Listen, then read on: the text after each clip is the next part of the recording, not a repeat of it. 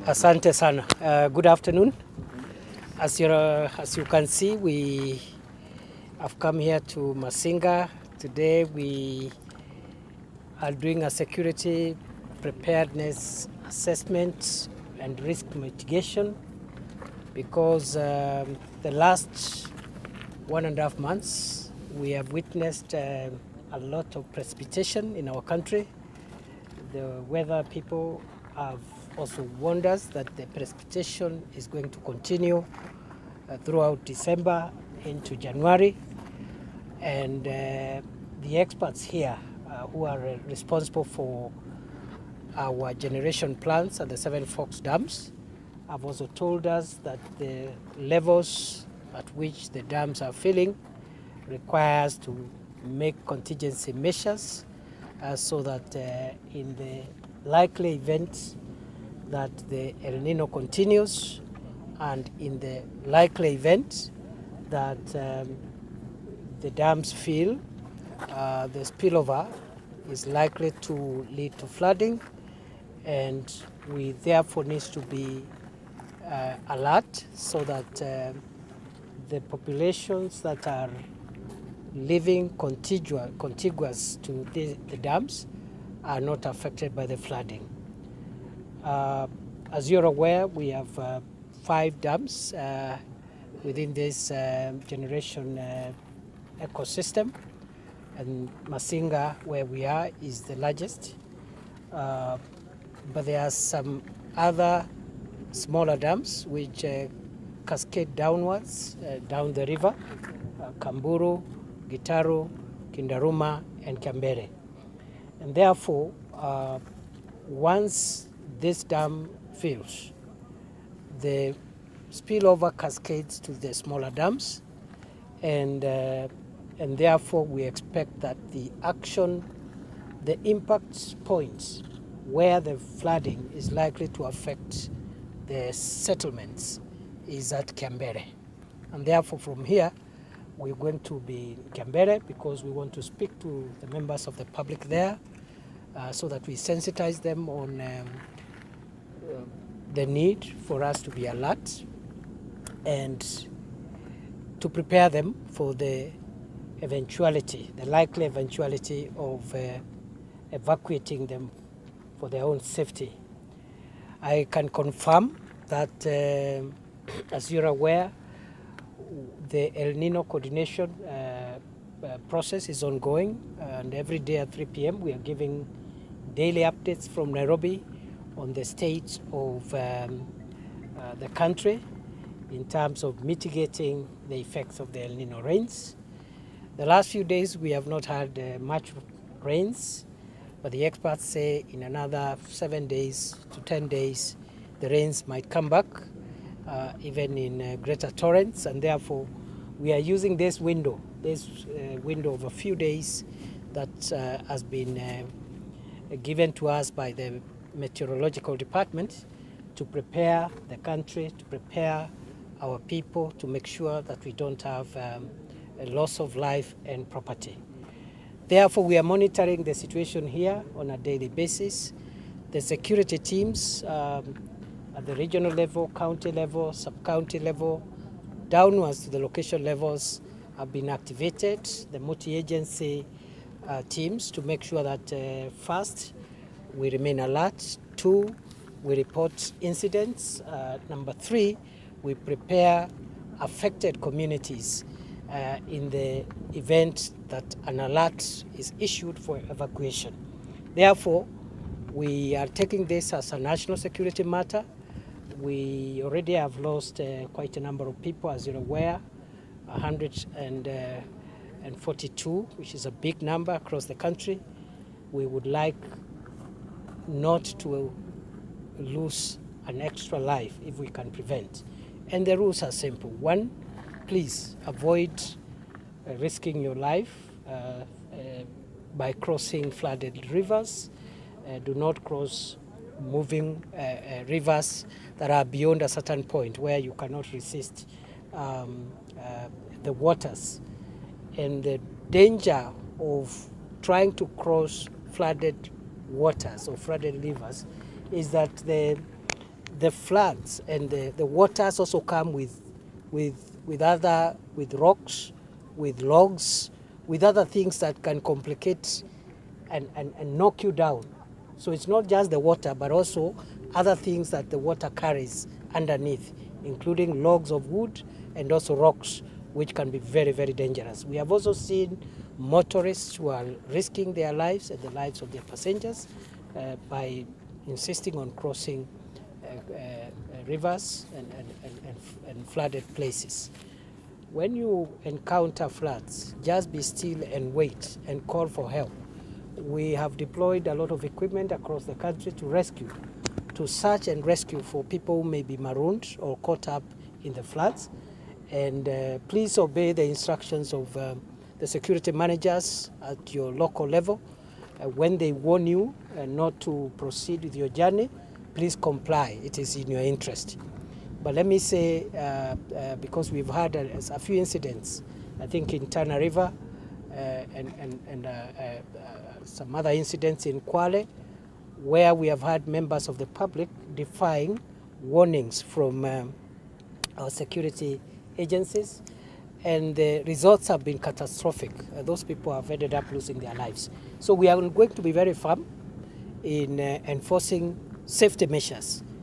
And therefore, when, for example, the experts here give us the alert that the spillover is expected, we will expect to evacuate by force every affected person within a certain limited period of time, and will not risk negotiating with people who want to hang around and get harmed in the process. I therefore want to confirm to the country that we are doing whatever is possible to make sure that we don't lose more lives. Number two, we are doing whatever is possible to support those who are affected by the El Nino floods.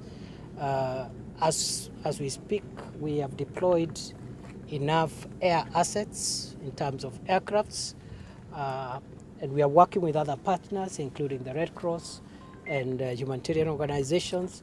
And many parts of the country, including today, are receiving food items, non-food items, pharmaceuticals in terms of drugs, and also non-pharmaceutical items. We are distributing them to as many counties as possible, those that have been affected.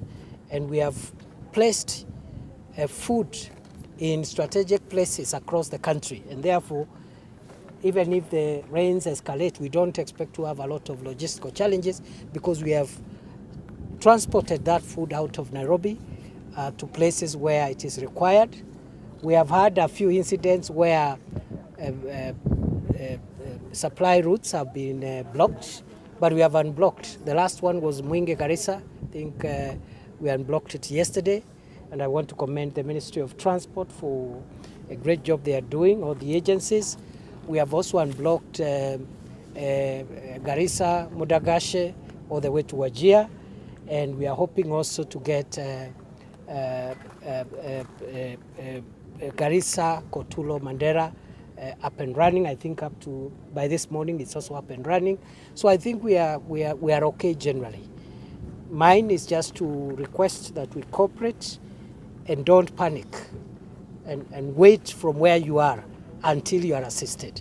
Our teams are out there, and we are working together as one government. At the national level, we are coordinating this under the National Disaster Operations Center, where the daily briefings are happening, but all the agencies in the front line are represented there, including Kengen. They have a representative there. We have the Kenya Defence Forces, ourselves, the Ministry of Interior, the National Police Service is there, the Ministry of Transport is there, the ministry responsible for assaults, and all the other agencies, energy. We are all there as one government. And I'm here today as a testament that we are taking this seriously, and we don't want to lose a single more life.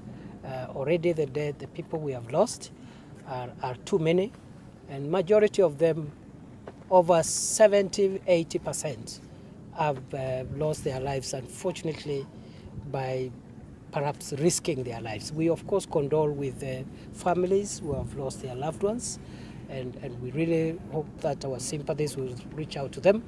But we are also calling on the rest of us who are alive to be careful and wait a little longer. You don't have to attend every market day. You can skip 2 or 3 weeks and avoid going to the market, and you'll be fine from January. You don't have to proceed with every journey. If you can postpone a journey, please go ahead and postpone it, because sometimes it's not worth the risk we have seen. Some people have been actually swept when swimming across flooded rivers for no good reason. So, ladies and gentlemen, I think that is what has brought us here. We will go down to Kiambere. We'll also have a public baraza with the public, members of the public that are likely to be affected there.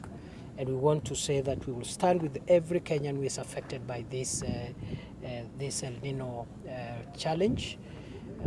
It has brought some positive effects, like the filling of these dams will help us generate more through the hydro option, and therefore it means we can stand down the expensive generators that sometimes we use to supplement our energy needs. But then there are the adverse effects, like the loss of life and the other things. So we are going to Kiambere, we'll have a public baraza there, and every day we'll be circulating alerts.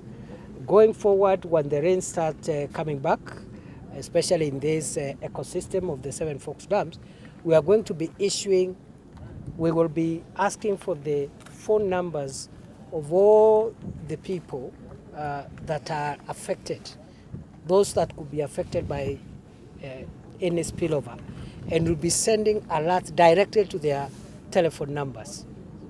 Other than the meetings that our national government administration officers will be doing, we'll be sending alerts directly to their phone numbers, so that in case of evacuation, nobody says that they didn't know.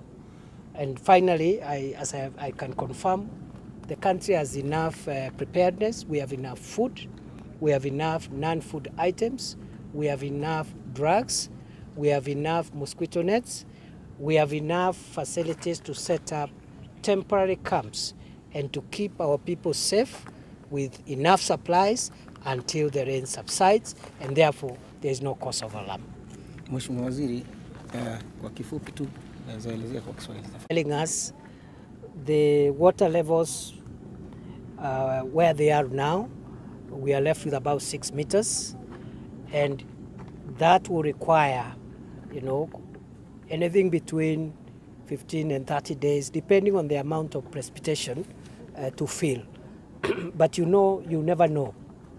The rains may decide to come back in huge torrents, and all of a sudden, within a week, the 6 meters that are remaining are full. Or they may come in small bits and take another 30 days. So mine is to assure the country that we are monitoring this situation using scientific method, using physical inspection methods, using all methods that we can use to make sure that our people are not affected. So we have 6 meters left, and this is the primary dam. If this one spills over, the other dams in the cascades will automatically spill over, the last one being Kiambere, and therefore the point of impact is going to be the populations around Kiambere Dam and the populations down the river, downstreams in Kithure and Tharaka Nithi and Tana River counties. Right now we are anticipating about 3,000 people may be affected within Embu County. Another perhaps 2,000 people in Tharaka Nithi County, that's the estimate. In Kithure County, we expect approximately 25,000 people to be affected. And in Garissa County, it's likely to be much more than that, because that's where the biggest impact is likely to be felt, in Garissa County. So that's what has brought us here. It's good to see all of you. We wish you well. Allow us to proceed and go to Kiambere. Asanteni sana, Mungu awabariki. Thank you.